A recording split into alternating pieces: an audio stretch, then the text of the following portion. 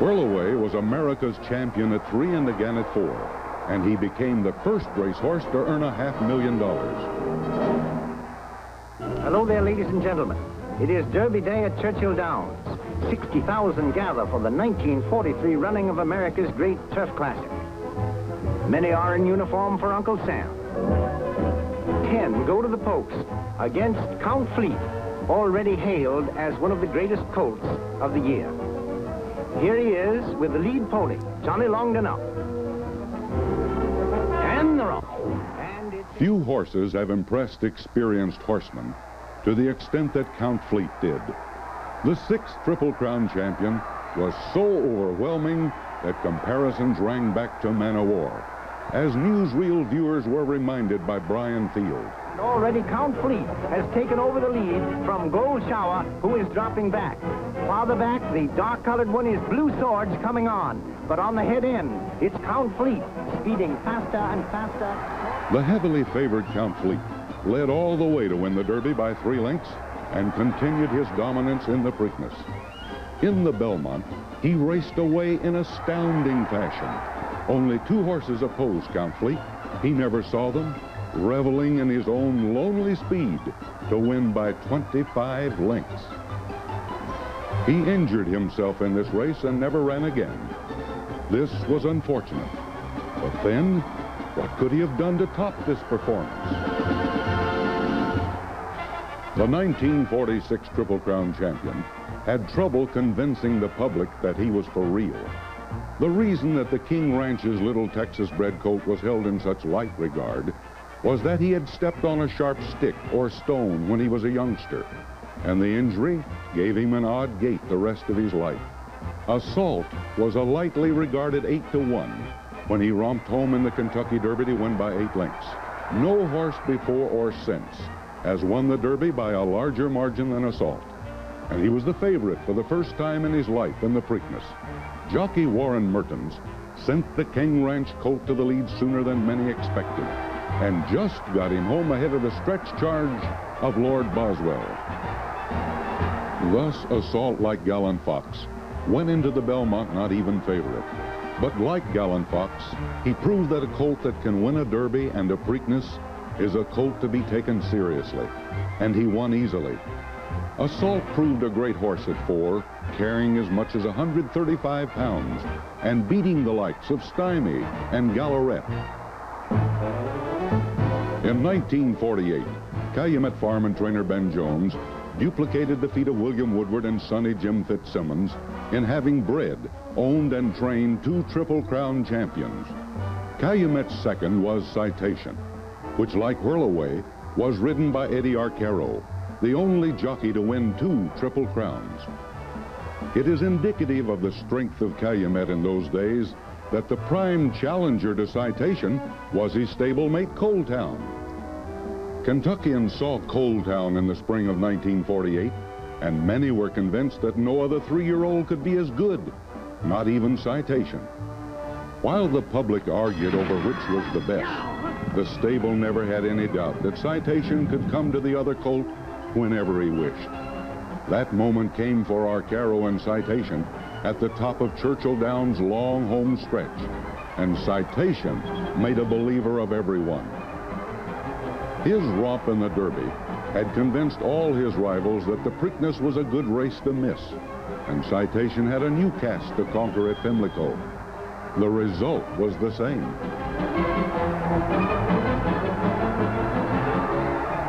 Citation stumbled at the start of the Belmont Stakes, but when Arcaro managed to stay on, the race was as good as over.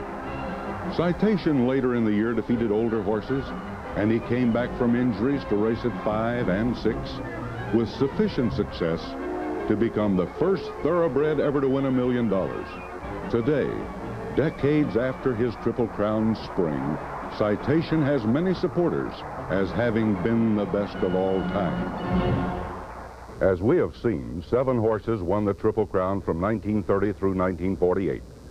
Indeed, the feat was common enough that some found criticism with a crop of 3-year-olds which did not produce a Triple Crown winner. After Citation, though, there was a lull of many years, when the fates of the turf conspired to deny the champions of ensuing decades the ultimate success. In its way, this very drought was good for the status of a Triple Crown. A mystique was built about the races, which could not have been there had there been frequent winners. Eventually, a quarter century passed, and still there was no successor of the 8 winners of the Triple. On no fewer than 15 occasions during this drought, a colt was able to win 2 of the classics, but not the 3rd. Nashua, Needles, Tim Tam, Carryback, Damascus, Riva Ridge, and Canyonero 2nd. These and others won 2 legs of the Triple, but one of the 3 eluded them. Would there ever be another Triple Crown champion? In the spring of 1973, a flashy chestnut colt owned by Meadow Stable stirred again the hope of greatness. Secretariat, the champion of his year at 2, was sired by the leading stallion of his time, Bold Ruler, and he was produced from a mare which already had foaled the major stakes winner Sir Gaylord and other good racehorses. Secretariat, a colt of such potential that he had already been syndicated based on a value of more than $6 million. The Kentucky Derby crowd of 134,476, which jammed the infield and stands, made the big red colt post-time favorite. But racing men had high regard for Sham and Our Native and a big rangy gelding named Forgo. And they're off for the lead. It looked like a tough race for Secretariat, and to make matters worse, he lagged far behind in the early running. Secretariat, Warbucks, and finally Twice a Prince. They're at the head of the stretch, and Sham is the leader. He leads it by a length. Secretariat is in the center of the racetrack and driving. Checky Green now drops back. Coming on a bit is Forgo, Our Native on the outside. Now and then the stretch, it's Secretariat. Secretariat on the outside to take the lead. Sham holding in second. It's Secretariat moving away. He has it by 2.5. The horsemen were right about Sham. His race was good enough to win most derbies, but the dreamers were also right about Secretariat. He ran the fastest derby ever, just under 2 minutes. 2 weeks later, the crush of the crowd was so insistent that the underground timing installation was damaged, leaving the actual running time of this Preakness forever in doubt. And they're off for the early lead. That's Deadly Dream on the outside, Ecolitage. Then it's also Torsion on the outside. They're coming by us. It's Ecolitage getting it, and he's moving away by about 2.5 as they pass the stands. Settling into second, Torsion.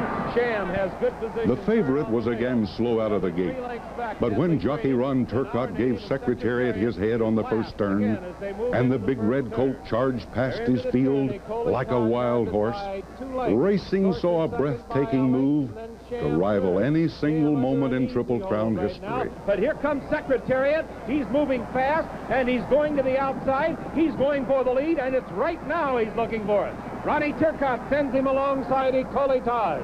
Here we have it. Ecolitage is the leader, but Secretariat is right alongside. Then still further back, that is Sham now going to the outside in third. Here's the race, folks. Secretariat trying to hold it, and Sham is driving to get him. These two are beginning to open a few lengths as Our Native settles into third, and he has about 3 lengths on Ecolitage. Secretariat, 2.5. Sham under a strong left-handed whip, and he's making his run now, but it's still Secretariat holding on.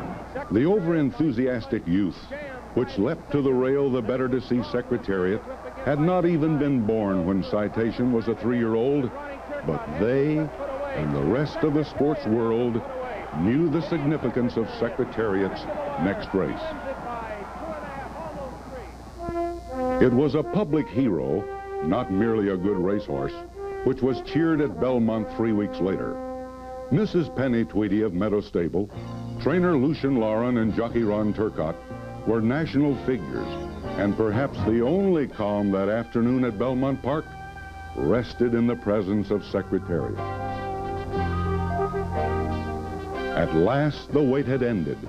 After 25 years, Secretariat had proven that the Triple Crown remained a viable, possible goal. He won his Belmont by an astounding 31 lengths. And in world record time. At year's end, he went to stud at Claiborne Farm in Kentucky. Like Count Fleet and Citation, he was heralded by some as the best they had ever seen. Ironically, the Triple Crown, so long an impossible dream, was won twice more in only 5 years after Secretariat. The great Meadow Stable colt had seemingly achieved the ultimate, yet there was one way in which a colt could be unprecedented. None of the 9 Triple Crown winners had been unbeaten, and that was the task that young trainer Billy Turner set about with the colt Seattle Slew in 1977. Seattle Slew was bred by Ben Castleman and was sold as a yearling for a modest amount, $17,500, to a group of 4 relative newcomers to racing, Mickey and Karen Taylor, and Jim and Sally Hill. Chosen best 2-year-old on the basis of 3 impressive wins in 1976, Seattle Slew posted 3 more victories at 3 and went into the Kentucky Derby undefeated. Official films show that from the number 3 stall, Seattle Slew broke very badly at the start of the Derby. And they're off. Seattle Slew broke slowly. But with jockey Jean Cruguet hanging on, Seattle Slew ran his own race. Powering through the jam, he was running second as the field drove into the first turn. Dusty run. Seattle Slew has moved up along the inside and has moved into second. Coming by us, for the moment, the leader, a half Seattle Slew, now draws alongside. Bob's Dusty is in third. A gap of 2.5 lengths to Dusty Run, followed by Papalotti, then Sir, Steve's Friend, Best Person, Get the Axe, Sanhedrin, Affiliate. For the moment, Seattle Slew still battling it out together. It's Seattle Slew, however, that takes it over at the head of the stretch. Seattle Slew moving away, now opens 2.5.